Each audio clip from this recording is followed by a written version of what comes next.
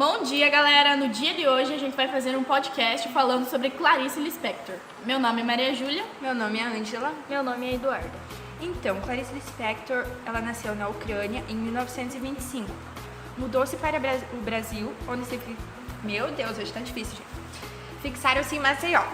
Em 1929, mudou-se para Recife, onde ela passou a maior parte da sua infância. Aprendeu a ler, a escrever e começou a escrever pequenos contos, logo na infância mesmo, tornando-se uma das melhores escritoras e jornalistas brasileiras do século XX. Também, devido ao seu romance inovador e à sua linguagem poética, põe em xeque os modelos narrativos, fazendo parte do terceiro tempo modernista. Em seus livros, a autora busca fazer uma investigação psicológica de autoanálise. Uma das técnicas empregadas nesses contos é a da narrativa em fluxo de consciência, ou seja, é uma tentativa de representação dos processos mentais das personagens. Além disso, suas narrativas não possuem uma estrutura sequencial, uma vez que o pensamento não se trata de forma ordenada. Podemos tomar como exemplo a obra Felicidade Clandestina, lançada em 1971, reúne 25 textos dos quais se tratam de diversos temas. Os contos são passados no Recife, no Rio de Janeiro, entre os anos de 1950 e 1960. A coletânea é bastante heterogênea, pois alguns trabalhos falam sobre a infância, outros tratam de solidão e alguns ainda sobre dilemas existenciais. Quanto à forma, não há qualquer padrão.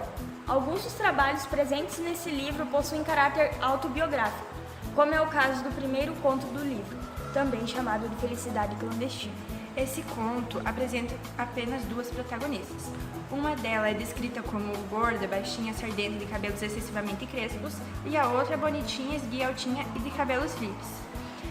A primeira, ela era filha de dono de livraria e, teoricamente, privilegiada pelas outras.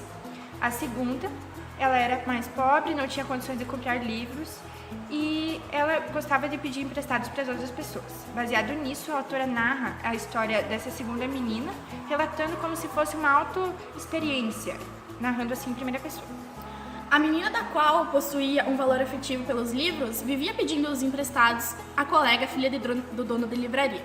Essa colega não valorizava a leitura e inconscientemente se sentia inferior às outras.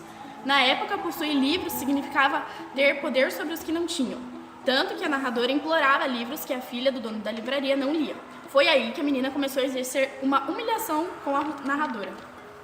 A filha do dono de livraria informou a posse do livro As Reinações de Narizinho, de Monteiro Lobato, que, segundo a narradora, era um livro grosso, um livro para se ficar vivendo, comendo, dormindo. Os livros lhe davam uma sensação de lar permanente, e quando a menina insinuou que lhe emprestaria o livro, a narradora se tornou a própria esperança da alegria. Eu não vivia, eu nadava devagar no mar suave, as ondas me levavam e me traziam. A proposta era a seguinte: a menina devia ir à casa da filha do dono da livraria no dia seguinte para pegar o livro.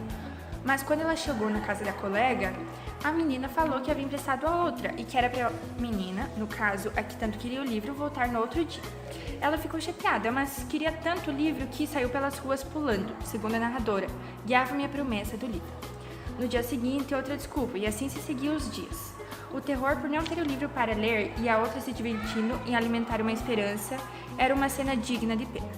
E durante algum tempo essa situação voltou a se repetir.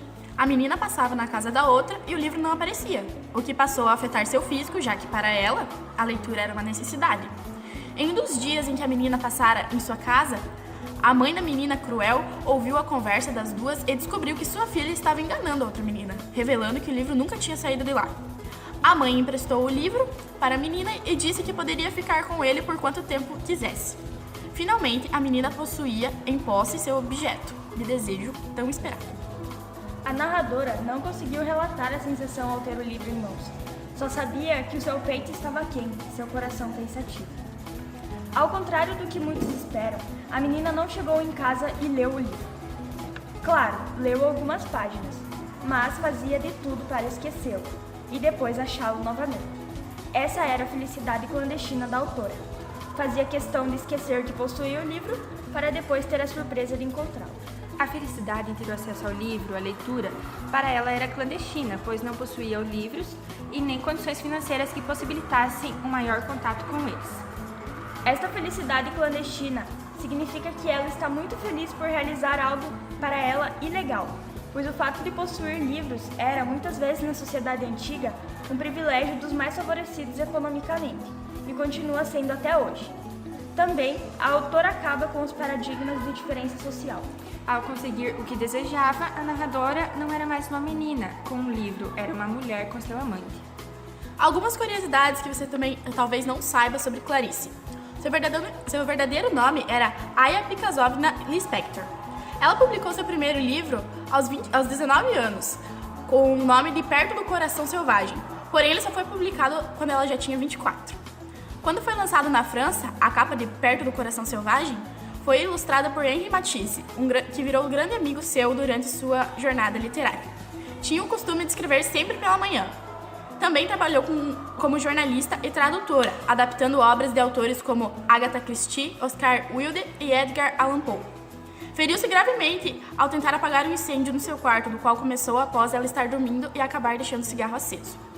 Participou da primeira Conferência Mundial das Bruxas, na Colômbia, como convidada, porém não sabia muito bem o que ou como palestrar, e acabou lendo o conto O Ovo e a Galinha, e foi muito aplaudida por isso.